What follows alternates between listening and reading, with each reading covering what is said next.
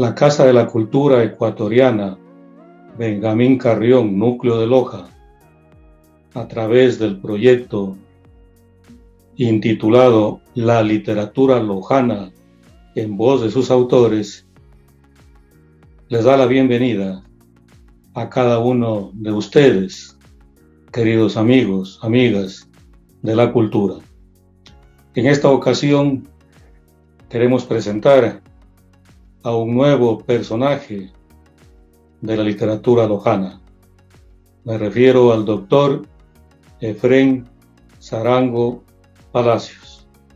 Doctor, bienvenido a este programa. Queremos compartir, conversar con usted acerca de su trayectoria literaria en calidad de poeta. Son muchos años que usted está al frente de este batallar, a veces arduo, pero hermoso al mismo tiempo, porque estoy seguro, y usted lo va a decir, nace del corazón. Nuestra querida audiencia va entonces de la voz suya como poeta a expresar su sentir a partir de unas cuantas inquietudes que, como director de este programa y coordinador de la sección de literatura, estamos empeñados para que sean varios los autores, las autoras, los poetas, los narradores, los novelistas, los ensayistas puedan participar acá en este programa con su voz. Quisiera partir de uno de sus primeros libros que usted tuvo la oportunidad de publicar en el año 1997, Cantos de Luz Encerrada. El público, la audiencia, creo que sí aprecia ahí este librito, creo que el primero que publicó usted, respetable Efrén. En esa ocasión tuve la oportunidad de hacerle un modestísimo prólogo. Permítame que lea aquí alguna de las líneas que tiene este breve prólogo para que conozca la audiencia de su quehacer poético. Cantos de Luz Encerrada. Efrén Sarango es un joven profesor universitario y del nivel medio que en la enseñanza de una segunda lengua, el inglés, hoy pretende adentrarse en su lengua natal en una de las expresiones más complejas y al mismo tiempo más apasionantes que dentro del ámbito emocional de nuestra conciencia se puede verter. La poesía. Dentro de este trasfondo emocional, Efrén Sarango pretende captar los significados más profundos de la poesía a través de un lenguaje vinculado con el entorno sociocultural que invita a vivir, a ver en lo trivial y cotidiano y en lo establecido la pasión de lo bello. En este orden, su poesía nos enfrenta con la naturaleza, con las costumbres y ante todo con las fechas históricas. Ahí están sus signos Ayansasa, Calvas, Zumba y Saraguro, simbolizando la bonanza de la vida, o haciendo de algunos poemas su más alta existencia expresiva. Así lo evidencia en varios poemas. Con esta brevísima introducción, doctor Efrén, tiene usted la palabra. Bien, estimado amigo y destacado escritor de la localidad, doctor Galo Guerrero Jiménez, y a toda la televidencia de este programa, un saludo caluroso y afectuoso, y agradezco la oportunidad, la posibilidad que me da para, a través de esta ventana imaginaria, podernos dar a conocer un poco más y proyectarnos a la sociedad lojana, a toda, y especialmente a quienes les gusta la literatura, ya sea en su calidad de poetas o en su calidad de lectores. Y pues le auguro éxitos en este tipo de actividades de gestión cultural. Usted como responsable del área de literatura de la Casa de la Cultura, pues tiene un gran trabajo que hacer en esta tarea de difundir la literatura.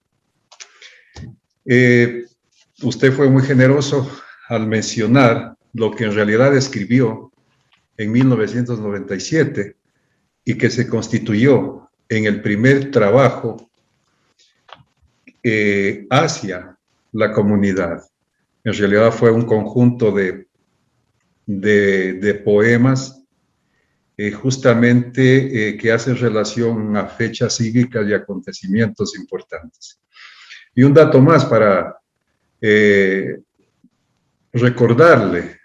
Yo tengo aquí a mi haber algunas obras y en 5 libros de los 9 que he publicado, usted ha sido quien ha escrito el prólogo y eso a mí me satisface porque usted, más que nadie, conoce el desarrollo, la evolución de mi poética.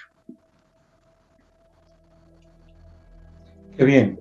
Leía esa breve introducción y quería asimismo participar en uno de sus poemas, Carnaval.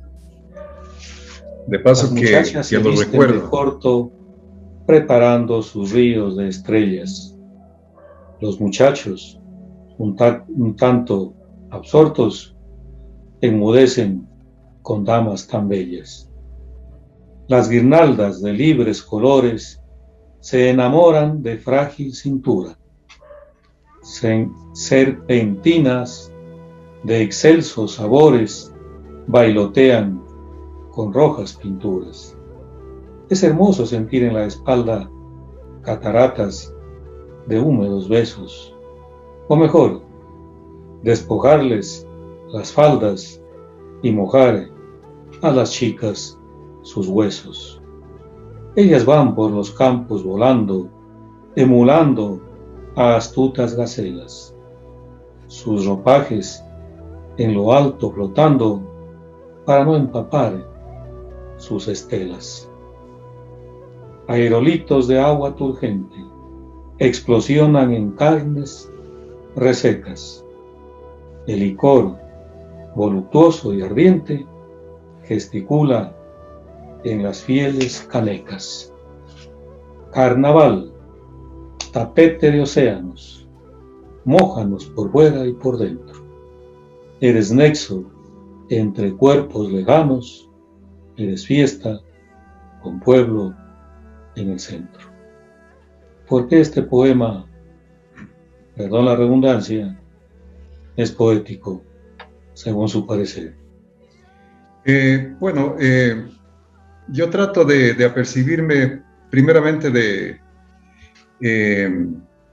de una métrica tradicional, que en esencia fueron mis primeros pininos.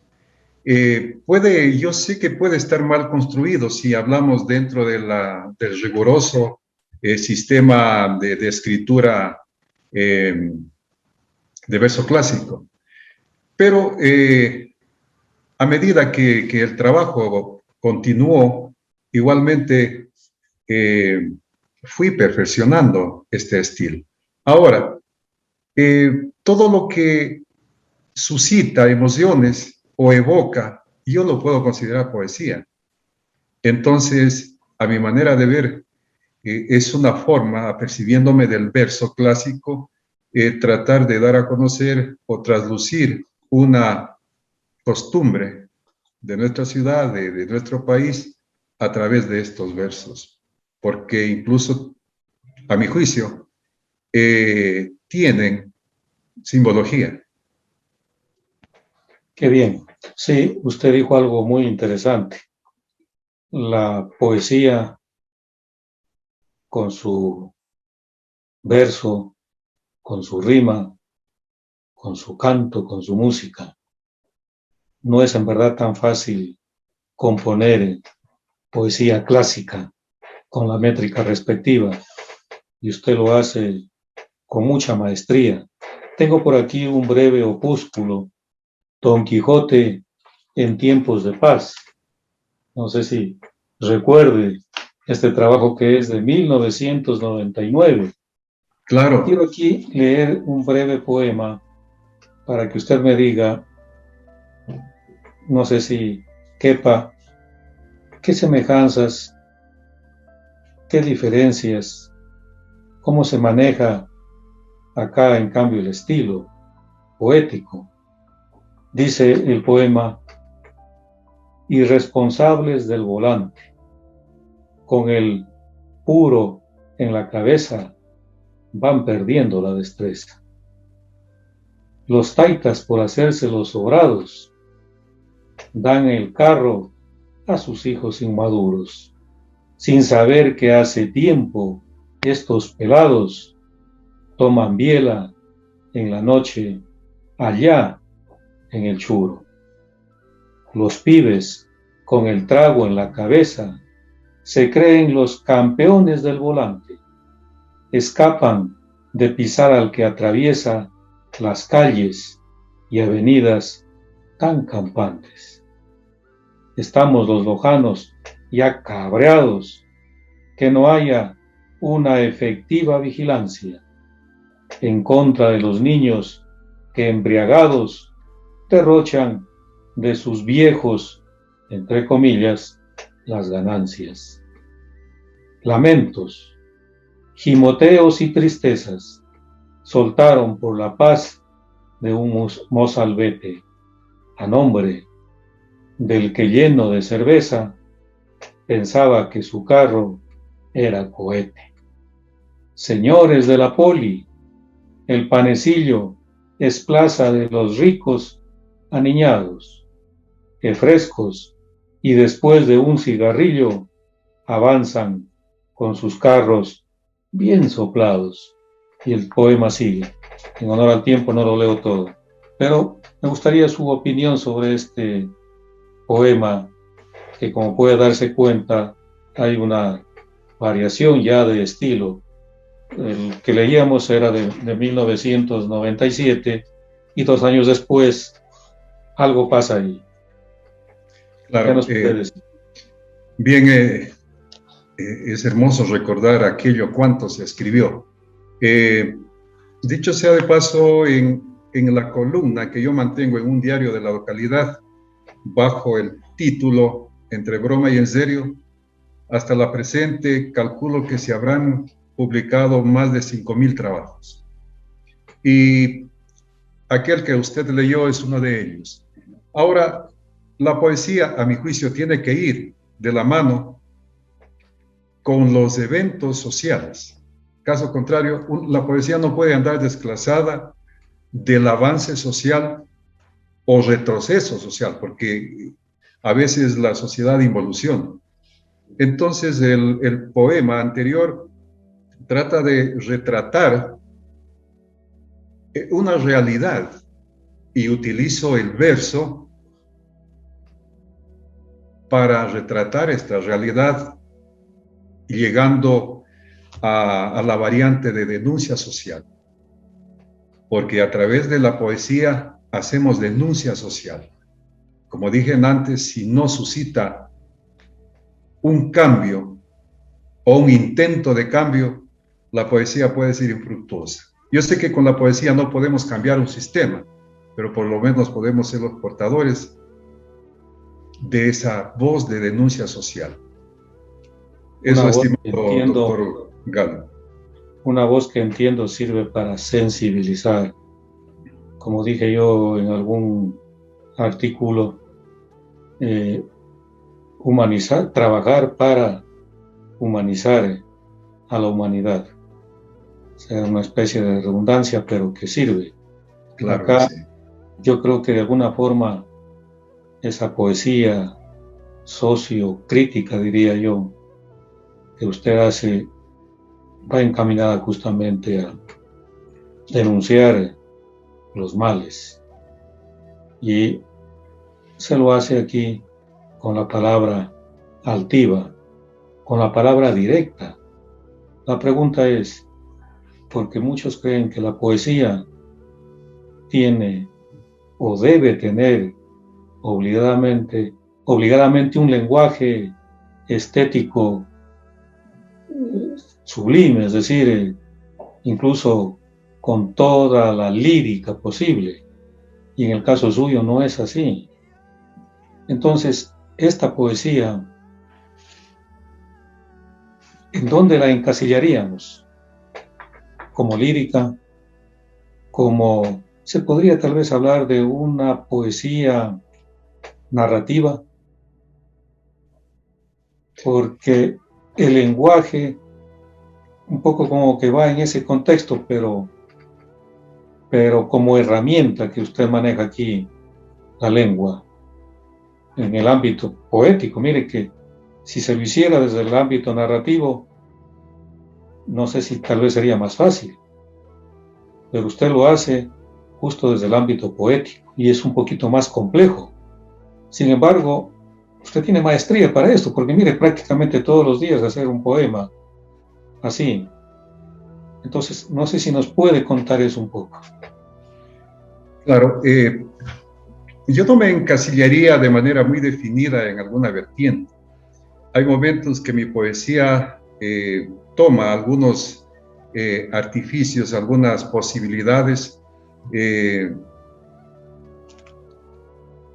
que están dentro de la lírica, de la narrativa, y dentro de lo primero, he escrito también en verso libre, que no es tan libre, y en verso clásico.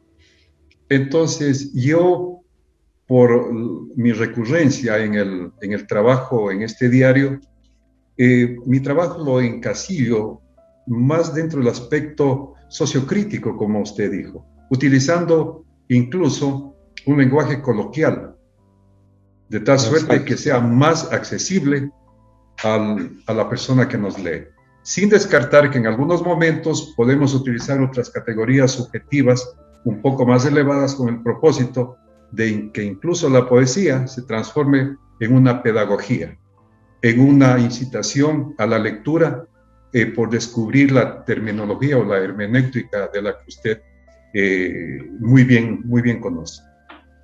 Sí, eso es lo llamativo en su poesía, esta poesía sociocrítica que yo la llamo, y con ese lenguaje directo, a veces duro, a veces insinuante en cuanto a demostrar diferentes tipos de emociones que uno siente cuando, por ejemplo, palpa una realidad cotidiana, políticamente hablando, educativamente, democráticamente, en fin.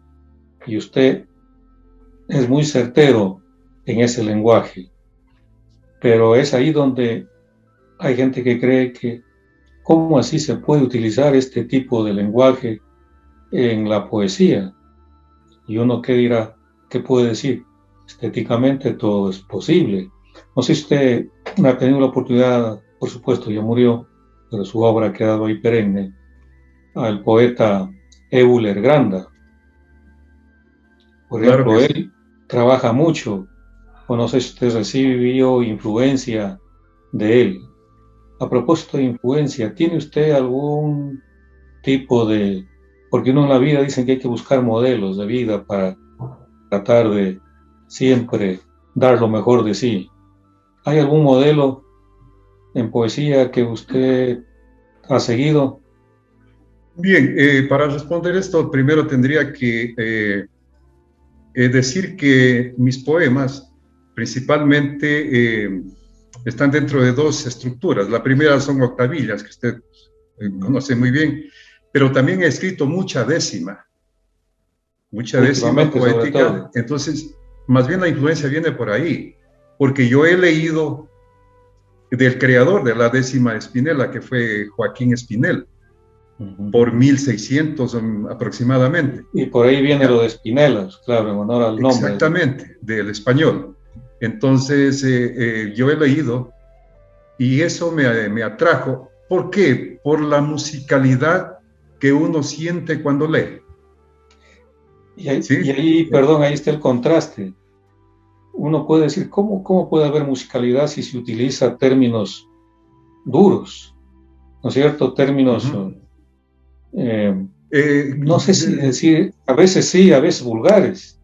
Y sin Del embargo, ahí slang, de la surge jerga, del lenguaje la coloquial. jerga propiamente. Y justo, Sí, entonces ahí está la intención para llegar. Y es cierto que se llega sobre todo hoy en día que la gente poquísimo lee, ¿no? Entonces se busca maneras de llegar. Entonces yo creo que es una forma. Y la otra, lo que usted sostiene, el verso clásico, justamente para buscar, para encontrar ese ritmo que hace que el poema, que hace que el verso se vuelva elegante. Pero aquí yo eh, le voy, a ver, eh, sí, casualmente tengo del cual fue usted también quien prologó, Décimas de ayer con sabor a hoy. Este es un libro ¿de qué año 100% es? de décimas, perdón. ¿De qué año es? Este es del año, veamos, este fue publicado en la Casa de la Cultura en el año 2014. Entonces, utilizando las décimas, yo escribí, si me permite, unos eh, dos estrofas. La ley y ciertas universidades, porque reitero, mi poética va de la mano de los acontecimientos sociales, sociopolíticos. En aquel tiempo, estoy hablando del 2010, 2012, hubo la evaluación a las universidades. Usted conoce bien por haber sido parte activa de la Universidad Técnica. Entonces, el gobierno de aquel entonces clasificó algunas en categorías y algunas, que yo recuerdo que fueron 8 aproximadamente, fueron cerradas porque no cubrían los mínimos académicos para poder seguir funcionando. Y luego, con esta información, yo escribí la ley y ciertas universidades. Ojo, responde a esa época y veamos si ha cambiado o no. Es urgente y necesario darle un giro de verdad a la GGG Universidad de obsoleto recetario. Constatamos, pero a diario, que hay algunas que dan pena, arrastrando una cadena sin un norte o dirección, afectando a la nación y trocándose en condena. Algunitas solamente van detrás de un presupuesto y se ubican en el puesto del escándalo evidente. De manera sorprendente, estas casas superiores no investigan, mis señores, a lo mucho la docencia, con total incompetencia en la ciencia y los valores. Es preciso que remitan al Estado cuentas claras, anualmente y todo en aras de saber qué necesitan. De adreditos se encabritan cuando el pueblo quiere cuentas. Inclusive es una afrenta denunciar que casi todas se quedaron en la moda que se impuso en los 60. Denle solo una mirada al lugar donde se ubican las que lloran y critican y verán que no es charada. Con la mente tan cuadrada no se puede investigar, ni tampoco progresar en docencia y extensión, condenando a la nación a un tristísimo lugar. Los estudios superiores necesitan vitamina, no el partido ni doctrina de muchísimos rectores. Se pronuncian los sectores progresistas a favor de que existe en Ecuador una ley que dinamice al Estado y no eternice el estatus de un sector. qué interesante esa chispa para ver aquello que está ahí latente, pero que hay que enmendar. Y qué mejor que desde el arte, de la poesía, sea factible. Como usted dijo, quizá no se va a cambiar el mundo con aquello, pero sí se deja pensando a quienes leen, porque el que lee, el que se acerca a leer, perdón la expresión, no es un cualquiera, Claro que es sí. alguien que tiene algún tipo de interés alguien que valora, que le da una categoría axiológica a lo que lee. Yo creo que ahí está uno de los triunfos de la escritura en cualesquiera de las variantes con las que se escriba. Del año 2002 tengo aquí otro poemario suyo, Nueva Armonía Poética. Y aquí hay una variación en el estilo. Exactamente. Permítame leerlo. Claro que sí. Sendero difuso. Vuelvo nuevamente por el dorso desnudo del mismo sendero, de sonrisa destemplada y convincente. He pasado tantas veces como tantos son los peces del firmamento, buscando tu sonrisa perdida en los acantilados rocosos y desnudos. Camino por el filo de la luz, intentando descubrir el perfume dormido de tu cabello, enredadera infernal, que aún me ofrece el aroma a espuma de agua dulce. Atravieso espacios repletos de penumbra y extiendo mis manos temblorosas para tocar tu sombra, que me llevará hacia las corolas de tus pechos que reclaman ciegamente mis yemas. Este es un poema que ya no se lo podría ubicar dentro del ámbito sociocrítico, sino en dónde, cómo y por qué. Claro, eso nos pasa cuando empezamos a leer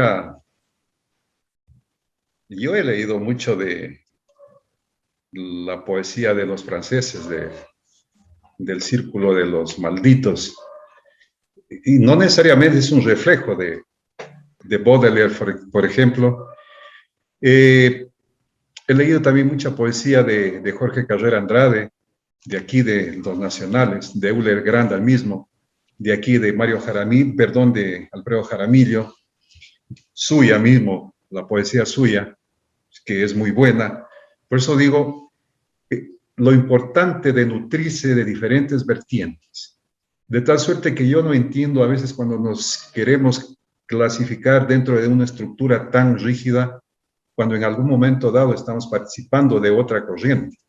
Entonces, para mí, simplemente es la exploración de otras posibilidades que en este caso se alejan muchísimo de la anterior, pero tratan de divagar un poco más allá de las posibilidades e incluso aquello que tenemos en nuestra mente, que podría, si quiero ubicarlo, dentro de un existencialismo. Qué bien. Quiero compartirle aquí un poema suyo de Diario Crónica. Muy bien. Pantalla, permítame un momentito. El poema se llama Insomnios diurnos y dice: todo vuelve en par de chinches a la vuelta de la tarde, sin hacer tamaño alarde entre amigos y compinches. Pasa todo en un minuto y la vida se hace corta, que hasta el alma queda absorta en un punto diminuto. La rutina de la vida nos invita a contemplar todo aquel que al caminar va en bajada o en subida. En sus rostros se divisa la alegría o desazón que atormenta al corazón o se alinea en su sonrisa. Pasan chicos estudiantes con mochila a sus espaldas, pasan chicas con sus faldas tan cortitas y elegantes, pasan muchos estudiantes con cuaderno bajo el brazo, caminando paso a paso, muchas veces tambaleantes. Esta poesía, o la poesía que usted hace, y sobre todo la que últimamente trabaja, por ejemplo, este poema es de febrero de este año, ¿Usted cree que ha ido mejorando en este estilo poético? ¿Cómo escribe? ¿Cómo lo hace? Yo sé que este tipo de poesía, para hacerlo usted se deja impactar por algo y empieza a escribir. Claro. Le cuesta mucho escribir, ¿a qué hora lo hace? ¿Puede comentarnos un poco eso? Porque a veces le digo esto porque hay profesores que a sus estudiantes les piden eso. Anda y averigua al poeta tal, al escritor tal, cómo escribe, cómo lo hace, se deleita, no se deleita, lo hace con mucho esfuerzo, con mucha facilidad, en fin, lo hace como a veces sucede con algunos. Dice, yo no puedo escribir si no es al lado con una taza de café. Otro dice, yo tengo que tomarme unos 2 tragos. Otro dice, después de haber hecho el poema o la novela, ahí festejo tomándome un trago. En fin. Como confesaba Borges, el argentino, que él escribía en calzoncillo, caminando por la sala, pero le dictaba a quien en sus últimos años escribía lo que él decía. Entonces, mire, como usted manifiesta, son formas.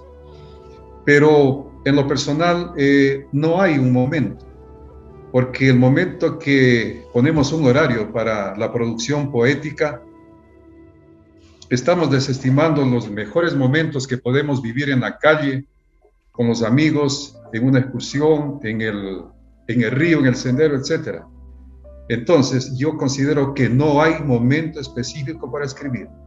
Simplemente la, entre comillas, inspiración, que yo digo es una chispa, llega y es necesario, pues, si físicamente se puede poder escribir. Además, lo que usted manifestó dentro del aspecto pedagógico, no es tan pedagógico pedir a los chicos que escriban poesía como deber en la tarde. Puede ser un proyecto para que me lo entreguen el fin de semana, porque si pedimos de esa forma, a nadie se le obliga a escribir poesía. Eso tiene que ser espontáneo y sí muy motivado. Tiene que haber el ejemplo. Y como yo siempre he dicho, para poder producir, si usted no es un buen lector, imposible que pueda escribir. Qué interesante lo que acaba de señalar, ya si nos metemos al campo de la educación. Es triste decirlo, pero, y con las excepciones, por supuesto, del caso, la mayoría de nuestros queridos profesores de literatura no han escrito, no han producido. Y no producen, raras excepciones, no producen. ¿Y por qué no producen? Yo, no leen. Perdón, estimado doctor, yo hago una comparación o analogía. Es como si un pintor enseñara a pintar a sus pupilos sin él pintar un lienzo. Así es, entre comillas, enseñar literatura o lenguaje sin producir, sin escribir, sin... Ese es un asunto, y lo más grave es sin leer. Hay profesores que enseñan por decir la Ilíada sin haberla leído. Entonces es grave el asunto, por eso no se consiguen lectores, gente que se ve atraída, solo se lee para cumplir una tarea. Cumplida la tarea, uno se olvida de la lectura, y quizás se deba a esto. Usted lo señala. Su profesor le dice, muy bien, toda una mañana trabajando el alumno. Mañana te lees esto y me traes esto. Chacho lo hace a la fuerza. Entonces, no va a encontrar gusto en lo que hace. Entonces, yo creo que los profesores deberían buscar otras tácticas para atraer lectores. Vamos a cerrar este programa con otro poema suyo de crónica del martes 6 de octubre de 2020, en pleno tiempo de pandemia. Claro, hasta hoy seguimos, pero en aquella ocasión el miedo, el temor era mayor. Entonces usted dice lo siguiente: de vuelta a la normalidad. Los problemas y secuelas que nos deja la pandemia son muy serias. son tragedia, son fatal dolor de muelas, son invierno despiadado para todos los mortales, son un llanto en los cereales del destino desolado. Esta suerte es pesadilla, es un grito a la deriva, es presencia negativa que nos pone de rodillas. Todos sufren, otros menos, otros mucho, pero todos a seguir de todos modos, porque vida la tenemos. Hay por miles, Dios bendito, que quedaron desempleados, a su suerte abandonados, con despido y finiquito. Este asunto desespera y parece que se alarga. Ay, ay, ay, qué gota amarga, qué pandemia lastimera.